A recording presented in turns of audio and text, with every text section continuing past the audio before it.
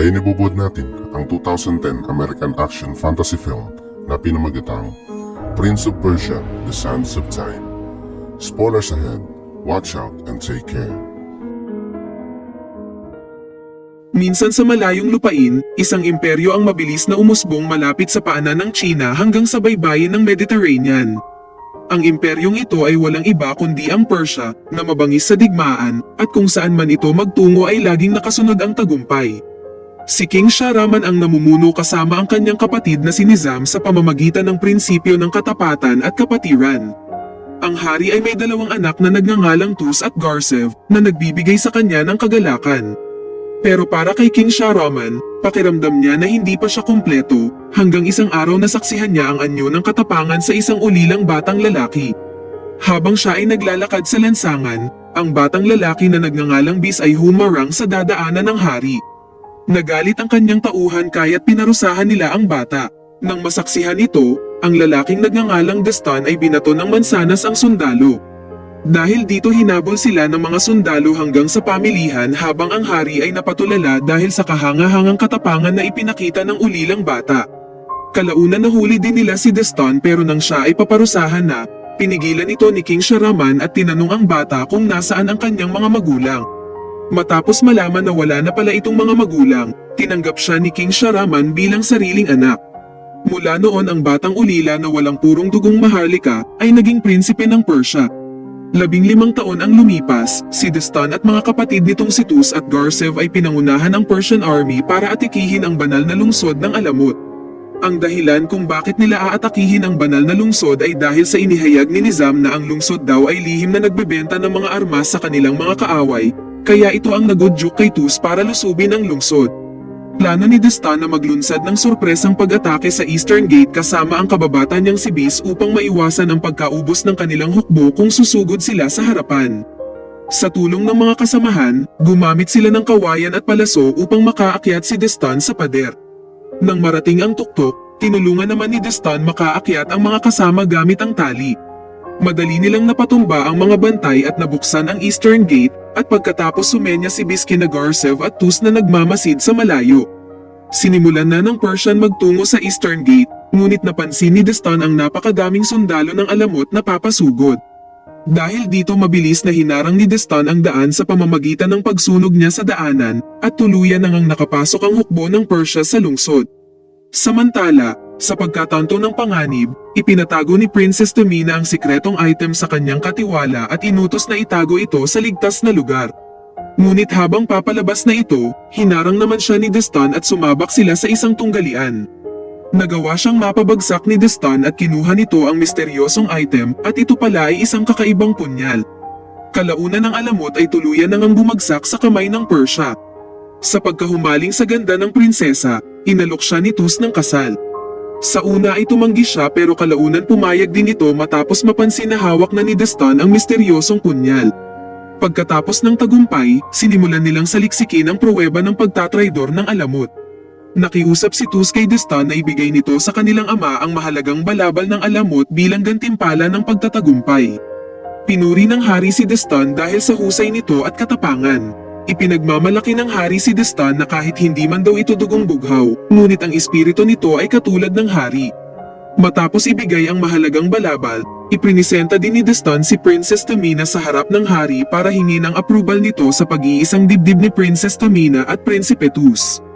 Pero sa pagkabigla ni Destan, iminungkahi ng hari na siya na lang ang pakasalan ng prinsesa dahil siya ang mas karapat-dapat. Nahiya si Destan kaya umalis muna ito, pero sa ilang sandali nagsimulang manginig at bumagsak si King Shahraman. Lumalabas na ang mahalagang balabal pala ay may lason. Si Prince Destan, na siyang nagbigay ng balabal sa hari, ay tinuring sa lari ni Garsev kaya isang kaguluhan ang naganap.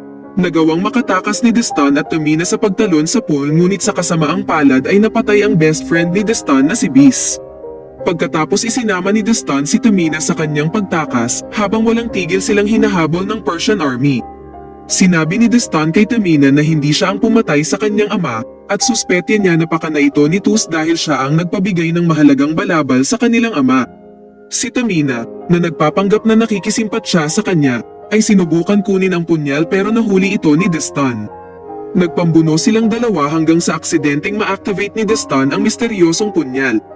Lumalabas na ang punyal pala ay tinatawag na Dagger of Time na may kakayahang maibalik ang oras sa 1 minuto, at tanging may hawak lang nito ang may kamalayan sa pagbalik ng oras. Ngunit gumagana lang ito kapag may lamang buhangin ang punyal. Matapos malaman ang taglay na kapangyarihan ng Dagger of Time, panukala ni Destan na marahil batid ni Tus ang patungkol sa punyal, kaya free-name up siya ng kapatid upang makuha ang trono pati ang punyal upang maging makapangyarihang pinuno ng buong Persia. Kinabukasan, nagpumilit si Destan na magtungo sa Everett para dumalo sa libing ng kanyang ama at subukang kumbinsihin ang tiyuhing si Nizam patungkol sa masamang plano ni Tus. Sinama niya rin si Tamina sa paglalakbay at kalaunan nakarating na nga sila sa ginagawang prosesyon para sa libing ng hari. Ginamit ni Tamina ang kanyang koneksyon upang makapagbalat kayo sila kabilang sa mga matataas na opisyal. Sa angkop na oras, patagong nakipagkita si Destan kay Nizam. Inihayag ni Destan sa kanyang tiyuhin ang lahat kabilang ang punyal, pero nang ipakita niya na ito kay Nizam, napagtanto niyang ninakaw na pala ito ni Tamina. Pagkatapos napansin ni Destan ang sunog na kamay ni Nizam, nagpapahiwatig na siya ang may pakana sa pagpatay sa hari. Nakumpirma ito ni Destan nang mapagtanto niyang naghanda pala ng ambush si Nizam para sa kanya. Dahil dito isang matinding habulan ang naganap, nalusutan ni Destan ang mga pag-atake ng sundalong Persian. Kinumpronte din siya ng kapatid na si Garsev, at sinusubukan ni Destan kumbinsihin si Garsev na ang tiyuhin nilang si Nizam ang pumatay sa kanilang ama, ngunit hindi siya pinaniwalaan ni Garsev kaya inatake niya din ang kapatid sabay tumakas.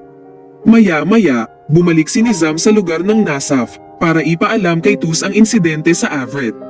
Sinabi niya na pumunta daw doon si Destan para patayin siya. Si Nizam, sa pagkaalam na batid na ni Destan na siya ang responsable sa pagkamatay ng hari, ay iminungkahi kay Tus na si Destan ay dapat mapatay sa lalong madaling panahon. Gayunpaman nagpumilit si Tus na ginigalang nito ang batas kaya kailangan muna nilang dakpin si Destan upang isalang sa trial. Sa pagkabigo na makumbinsi si Tus, inupahan ni Nizam ang Hasansins, isang grupo ng mga highly skilled warrior na dati na ring nagsisilbi bilang mga hired killers para sa Persian royalty. Samantala, hinahanap ni Destan si Tamina. Kalaunan nahanap niya rin ito at binawi ang punyal.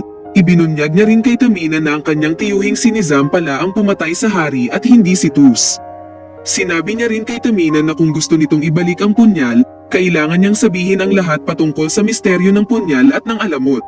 Dahil wala ng choice, inihayag ni Tamina na may nakatagong malaking sandglass sa ilalim ng syudad ng alamot, at ang sandglass na may laman na sandstorm ay kayang pabalikin ang oras o panahon sa pamamagitan ng Dagger of Time.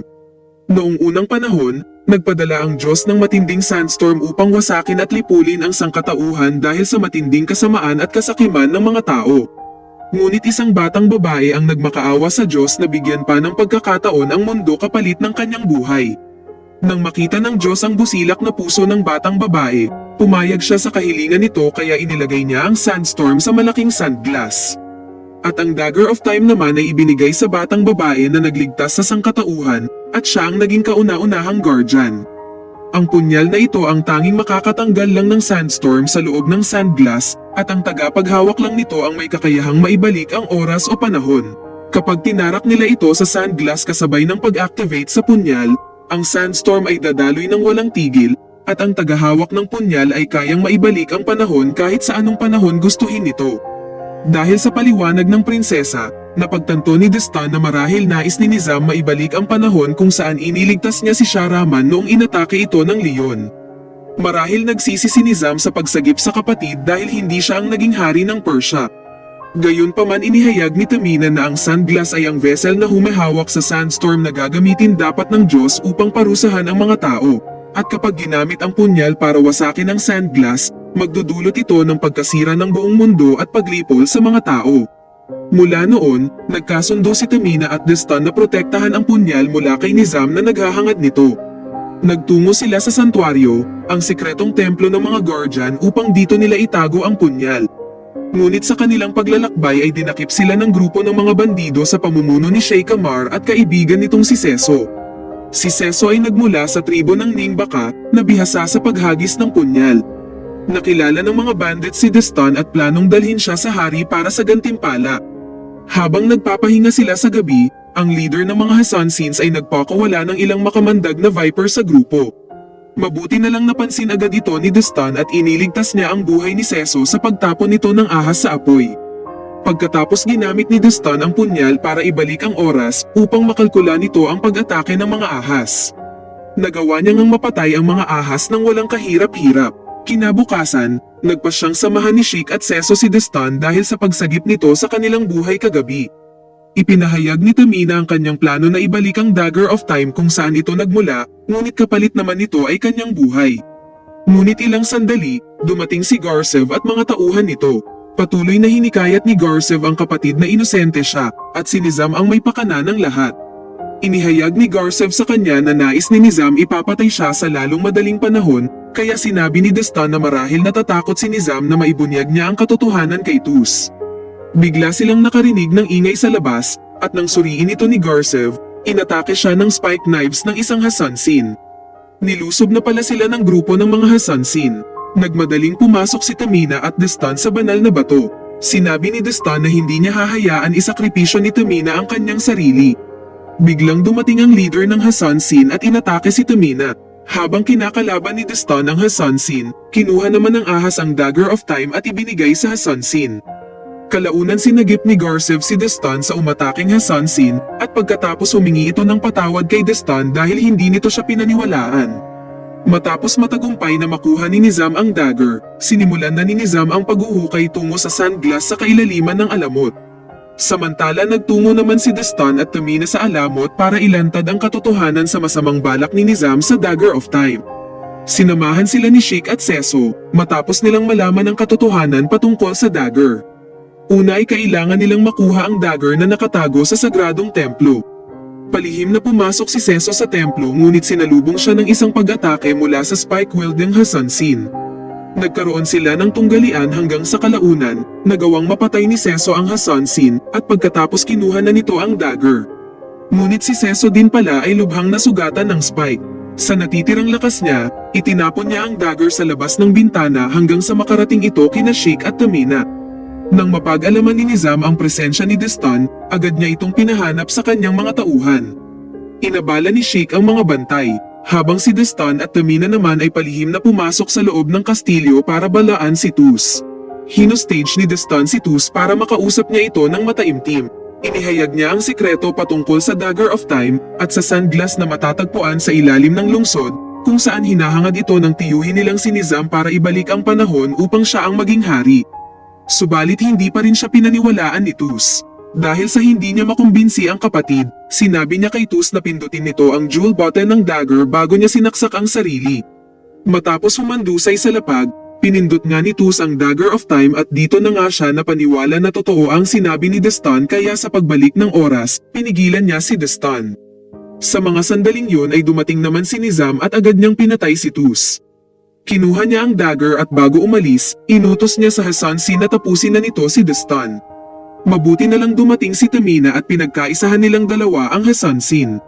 Nalaman ni Tamina na ang Hassansin ay isa sa kanyang mga tauhan at napagtanto na ito pala ay matagal ng espiya at ito marahil ang nagbigay ng impormasyon kay Nizam patungkol sa Dagger of Time.